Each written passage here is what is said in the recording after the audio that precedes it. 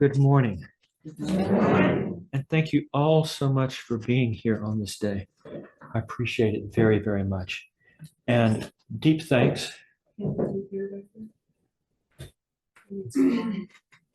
Need volume? Can you tap it, perhaps? It's on. Okay. We'll just turn it up. 1, 2, 3. Testing. I always wanted to say that.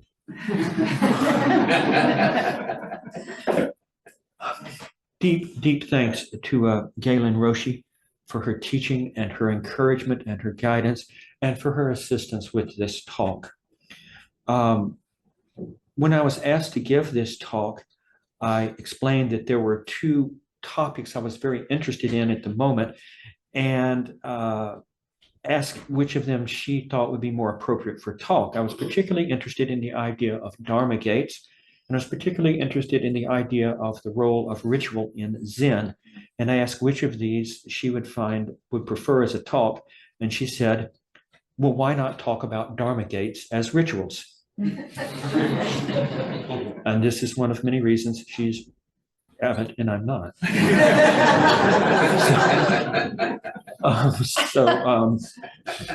That is what I'd like to speak about today.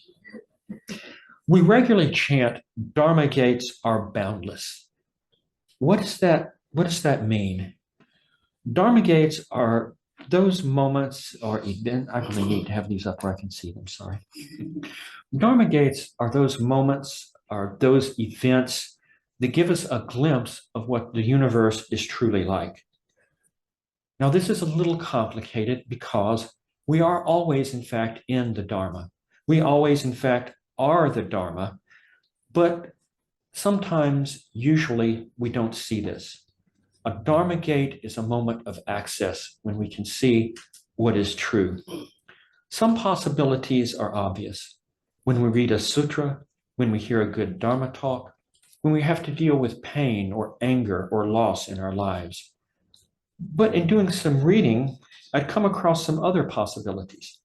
In Shobo Genzo, fascicle 96, 108 Gates of Realizing Dharma.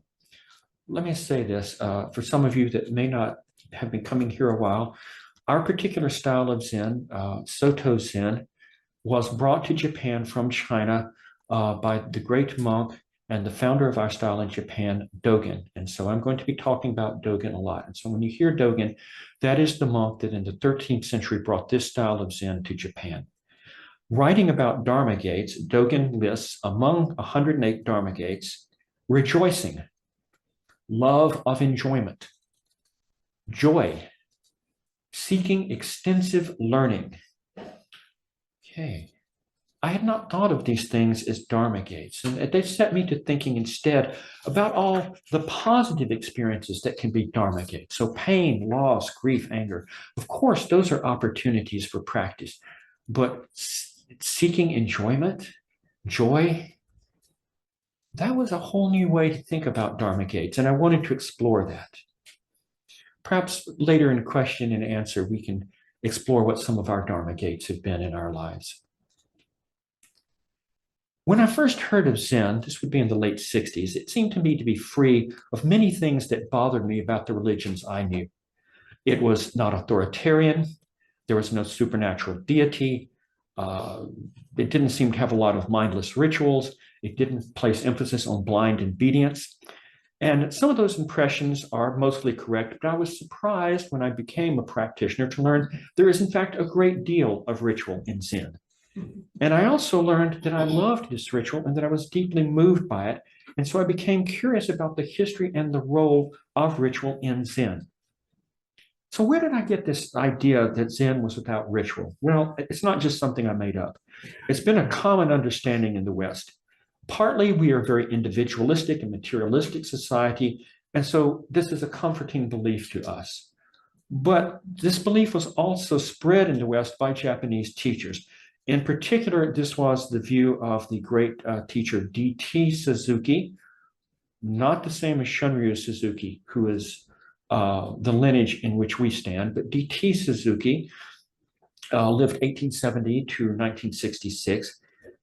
At this time, Japan was modernizing, And many Japanese citizens wished to present Japan as a modern nation to the West. And in Buddhism, this was expressed in a movement called Buddhist modernism. Suzuki was very much a part of this movement, and the Zen he presented was free of superstition and ancient, outdated beliefs. He writes in an introduction to Zen Buddhism, is Zen a religion? It is not a religion in the sense that the term is popularly understood. For Zen has no God to worship, no ceremonial rites to observe, no future abode to which the dead are destined. As to all those images of Buddhas and Bodhisattvas and Devas and other things one comes across in Zen temples, they are like so many pieces of stone or wood or metal. They are like camellias, azaleas, or stone lanterns in my garden. Make obeisance to them now in full bloom and worship them if you like, Zen would say. In the training of the Zen Buddhist monk, he... Could you read a little slower? Oh, yes, certainly. I'm really trying to track it, so just Okay. just go a little slow. Thank you Yes, so much. certainly. My So mind is slow. I'm getting into this.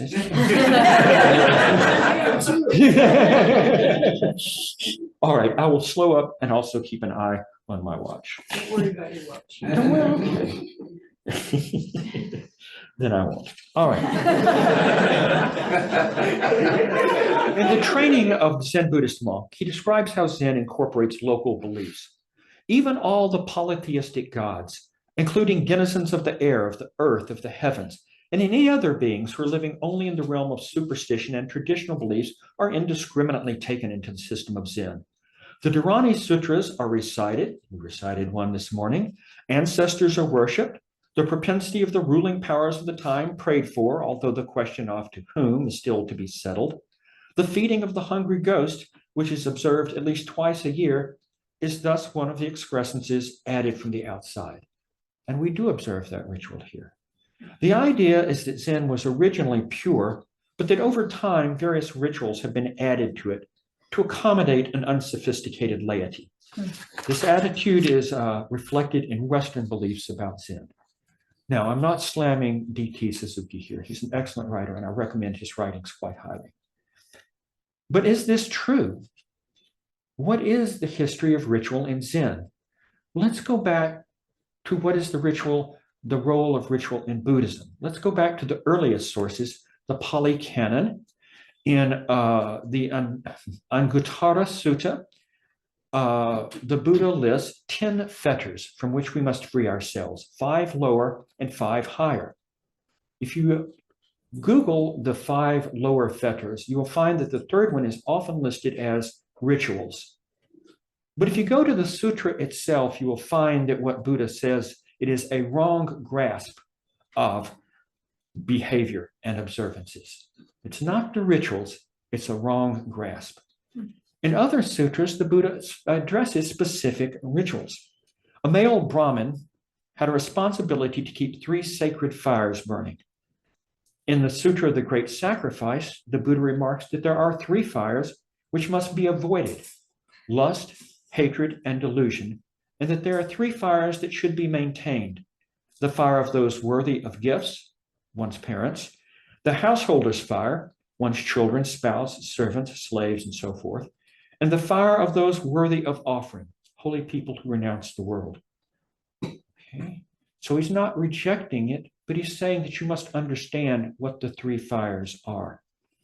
Another ritual Buddha addresses is that of animal sacrifice.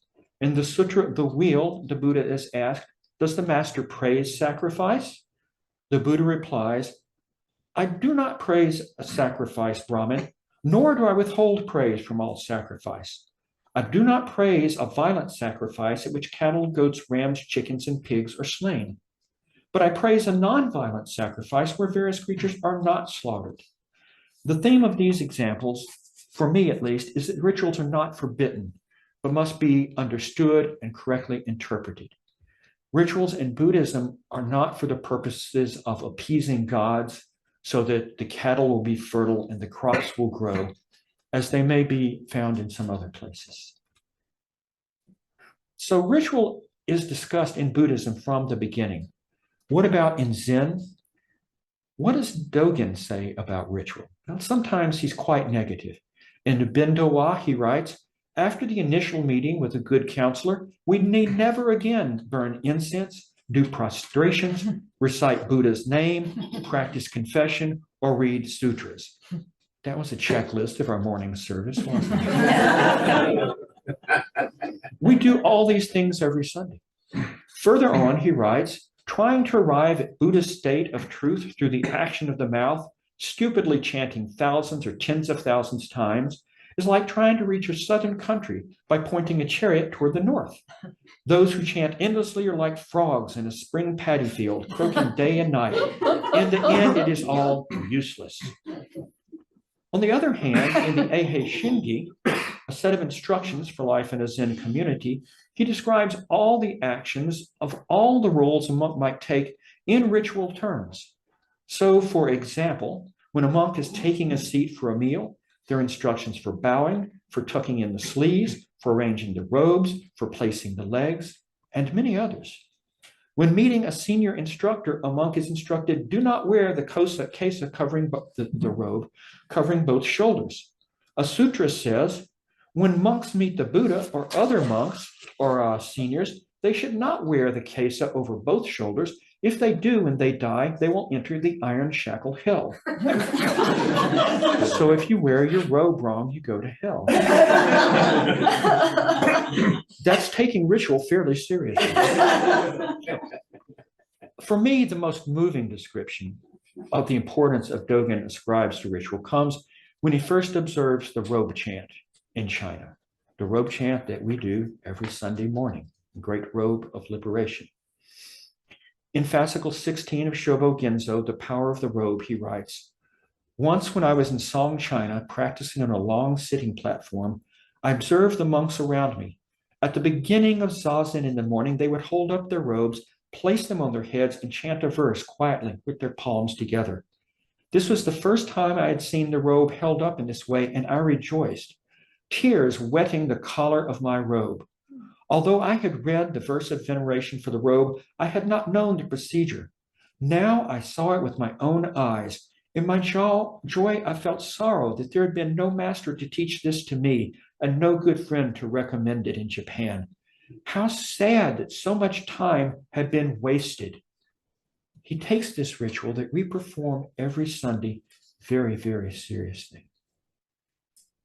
And I think now we're seeing the same distinction we saw in the Buddha's teaching. Mindlessly chanting like a frog is not of value. But ritual properly performed with the correct understanding has deep, deep meaning. Ritual has been present in Zen from the beginning, and we teach and we sustain it here. We bow, we chant, we burn incense, we have ceremonies. So what are the values of rituals? Everyone will find their own answer. My response to ritual is shaped by two other areas of my life where ritual has been present. My earlier years in martial art, in a Lutheran church, and my years studying the martial arts. I was a member of a Lutheran church which used the full liturgy every Sunday. This varies from congregation to congregation. The congregation I was in was rather high church. And I found the liturgy very useful in the following ways that I do believe apply to the Sangha, to our body here. It creates a sense of sacred space. We come to a special place for our special activities. Now, it's true that there aren't really special places. Our everyday life is our Zen practice, but it's also true that we choose times to become aware of the sacredness of every space. And there is room in practice for setting aside a sacred space, for creating it and sustaining it. It creates also a sense of sacred time. It sets aside a particular time, Sunday mornings, morning and evening zazen. As with space, every moment of time is our practice, but still it's useful again to have moments when we reflect and realize that. And second, the rituals express a sense of the cyclical element of time. In the Lutheran Church, the liturgy has seasons: ordinary time, Advent, Christmas, Pentecost, Easter, back to ordinary time in a cycle. And we similarly have our cycles and our regular special rituals. We have Buddha's birthday, Buddha's enlightenment, feeding the hungry ghosts. We have the regular full moon service that we performed last Sunday. This helps us to remember that for Dogen and for us, time is not a simple linear progression. It fosters a sense of community. Community is central to the practice of Soto Zen, and our rituals are a way that we create that community. And it marks the major events in life: marriages, death, taking the precepts, ordination. These are all major events, and by using rituals, we give them the gravity that they deserve. To the martial arts. In martial arts, the forms used for training are called kata, and they have a lot of ritual to them. For some arts, they're done by a sole practitioner, some they're done in pairs. My arts were primarily judo and aikido, and the katas there are always done with a partner. The katas are used to practice techniques in a very controlled and orderly fashion, as opposed to free sparring or free fighting.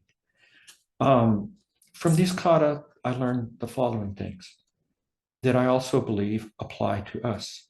First is commitment. The techniques of a martial arts kata only work if both practitioners are truly committed to them. If the kata calls for you to strike your partner, you must truly try to strike your partner. Okay, they're designed to be safe. So if there is something goes wrong and you actually strike your partner, you do no damage. But it's hard to do. It's hard. There's this person, it's probably your friend, to really actually try to hit them. And it's hard to do it because you know if you do try, something is going to happen to you that's going to hurt.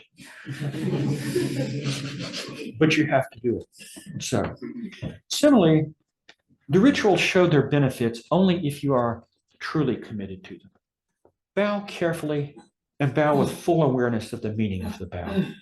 A bow here is not subservient, it's recognition and respect.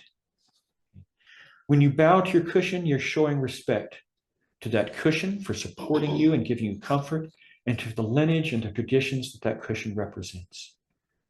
Mindfulness. In the katas, it's important to be aware of all aspects of the action, both your own and your partner's. A high degree of awareness is required. The same level of mindfulness adds a dimension to that simple act of bowing. Flexibility. Although both Zen forms and katas are carefully orchestrated, neither one of them ever goes quite the way you were planning. These actions seem rigid, but it's best to keep a spaciousness about them. The bows and other forms will be a little bit different, or maybe a lot different, every time you do them. Be open to that. That's part of their teaching. The katas permit us to learn basic skills in a controlled situation, and the Zen forms do the same. This, to me at least, is most clear in Zazen. By letting thoughts and sensations arise and pass away, we let the ability to see and avoid, we develop an ability to see and avoid unthinking actions. Forms such as bowing take this to a different level. Now we're not just sitting, now we're actually performing an action. We perform the required action and follow and observe our thoughts and reactions. So now we're learning how to carry on this awareness even when we're moving. And of course, the next action is when we go to temple cleaning, where the actions are not lined out, but still you're keeping that awareness. So, there's one more similarity between kata and Zen forms I just want to touch on because I think it's important, but I don't understand it. And I'm hoping some of the senior practitioners here will tell me something about it. When you do a kata well, they don't feel rigid or scripted. Although each step is laid out in advance, they feel spontaneous. Each movement feels like you're making it because that's the only move that you could possibly make. Each time the kata feels like it's the first time, it feels like you are creating it in that moment. Sometimes I get the same sense that Zen forms are like this. The forms sometimes come to life and feel truly spontaneous. It's something I hope to explore, and I hope some people can share their experience with me. That was the talk I had planned to give. Okay, summary. Forms are not an accretion to an earlier pure Zen. Forms have been there from the very beginning, and they have many benefits. Try them and see it to yourself. We could stop there. But if you turn to Dogen, you turn to Dogen at your own peril. And I learned some things writing this talk, and I saw some writings that I've read and chanted many times in a different light. And finally, a few things started to sink in that I must have chanted, I can't count. And so while the above is true, I think it just scratches the surface. The primary ritual of Zen is Zazen. So let's think a moment about Zazen as ritual. If you want to get better at tennis, you go out and hit your backhand against the wall 10,000 times. If you want to get better at riding your bicycle, you go and ride your bicycle longer and faster and harder. If you want to get better at the piano, you play your exercises and your scales. Practice, practice, practice. Zazen is not like this. We don't do Zazen to get better at something or to reach some goal. You do Zazen because of who and what you are, not because of what you wish to be. You do Zazen because you are a Buddha, and Zazen is what Buddhas do. That's why we speak of Zazen as having no purpose. It's not to get you somewhere other than where you are. In Fukan Zazengi, may sound familiar, Dogen says the Zazen I speak of is not learning meditation. It's simply the Dharma gate of repose and bliss, the practice realization of totally culminated enlightenment. It is the manifestation of ultimate reality. In Genjo Koan, he says, when you first seek Dharma, you imagine you are far away from its environs, but Dharma is already correctly transmitted. You are immediately your original self.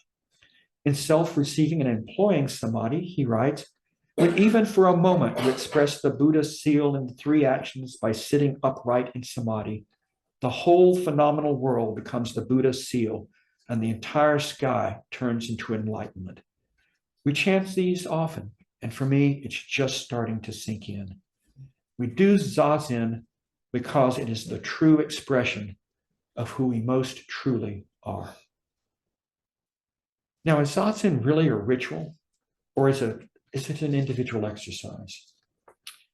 Taigen Dan Layton, who has spoken with us, who writes in his article, Zazen as Enactment Ritual, in a really helpful book called Zen Ritual, writes, clearly, Dogen sees Zazen as a communal ritual rather than an individual spiritual exercise.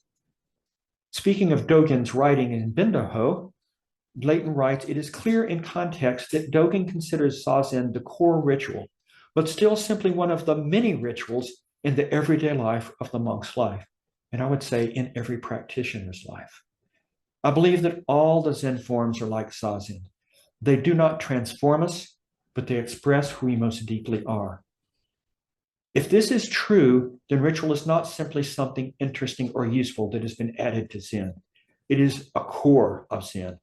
It is a way of action that expresses our true reality. It makes no sense to imagine Zen without ritual.